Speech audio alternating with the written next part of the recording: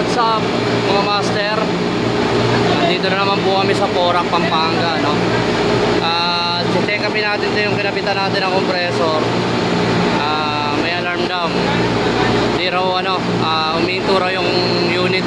Hindi nagko-continuous yung andar. So upon checking, meron siyang alarm 52.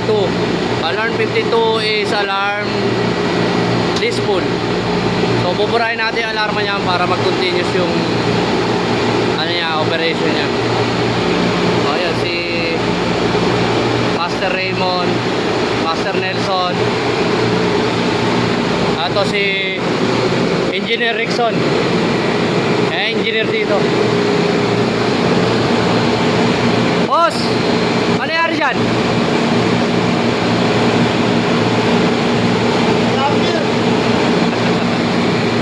Nelson. Meron pa tayo check upin. Ito namamatay daw compressor. Check upin natin yan. Pero ngayon merong may nakikita akong sign of leak. So mamaya check upin natin yan. Tsaka ito check upin natin. Ayun, gumagana na kasi nabura na yung alarm.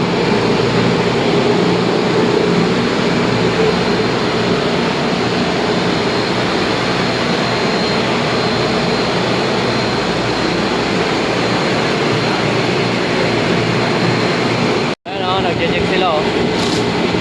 Yun, ina-alarma niya, natagpuan na alarma, humidity sensor. Problema humidity. Yun si Boss Raymond. Ito, pinapacheck sa akin, namamatay na yung compressor. So, upon checking, may nakita akong leak. Ayan. Sign ng leak. Then, meron din dito.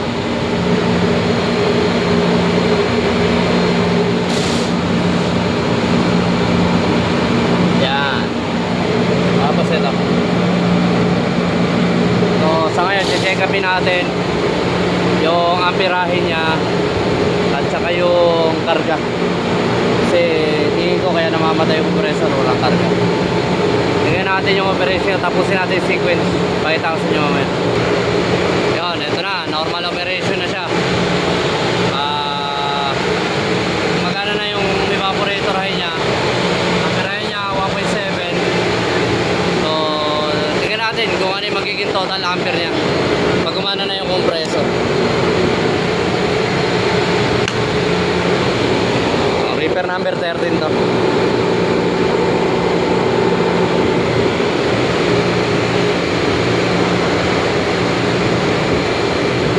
Evaporator low gumagana. Condenser.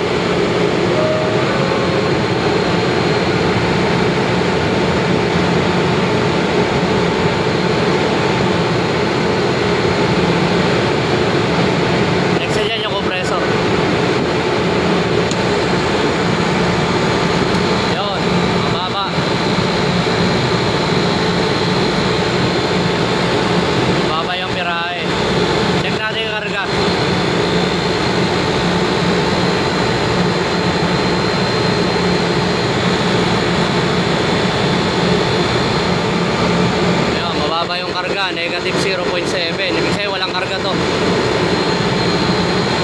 So kaya namamatay yung compressor kasi nag-high pressure siya. Ayan. Kaya namamatay yung compressor dahil may leak siya. So ito, ang problema nito, system reprocess, tsaka yung leak isa-solve natin. Kaya magkakarga tayo para malaman natin na nasa yung leak. Kargaan muna natin para ma-check natin kung saan banda yung leak. So ito sign of leak din. Saka yun, para malaman natin. Kakarga muna tayo.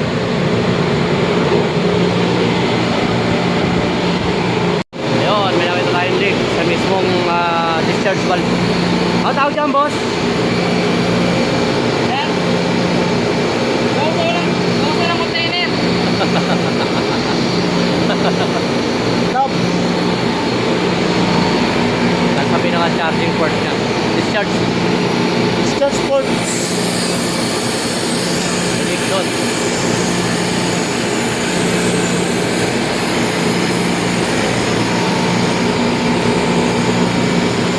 Oh, si Boss Raymond. So guys, good morning. Shoutout mo muna yung mga asawa mo, pre. Basta na dyan. Yung mga asawa mo, pre, yung mga asawa mo. Kaya ang asawa ko, gato. Asawa. Yeah.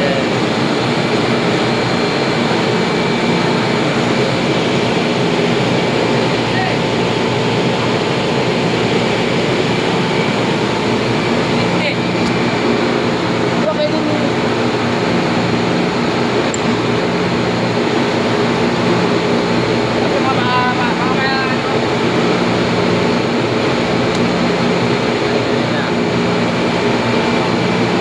Ito yung leak niya. So, kailangan natin palitan. Okay, mamaya pakita ko sa'yo pagkatapos. Leak test. Ah, okay. Ayos. Ang galing mo talaga, boss.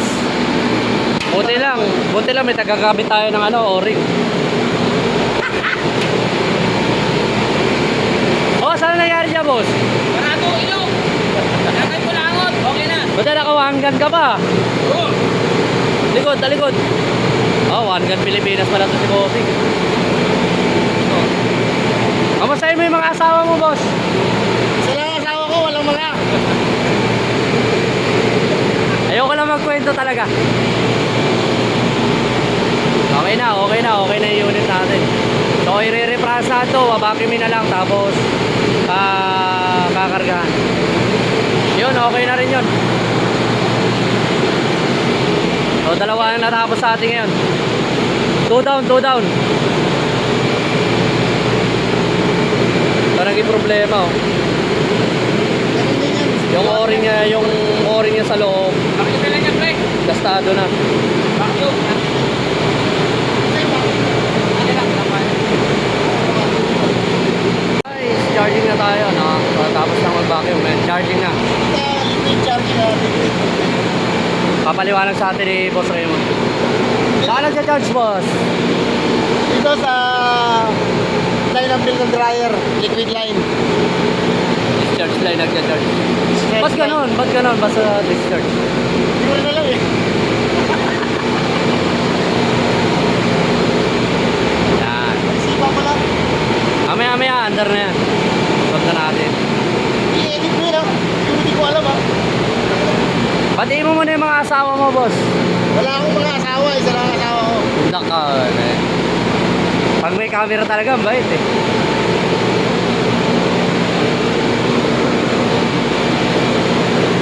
Okay na yung unit, kompleto na karga. Kulang na lang ng konti na lang. Dadagdagan lang ako. Ay, running na.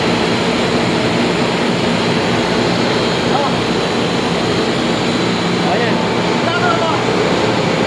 Itong isa, okay na rin to. Yawan nyo na may alarma. Negative 5. O, dalawang unit na nagawa natin dito. Sama silang dalawa.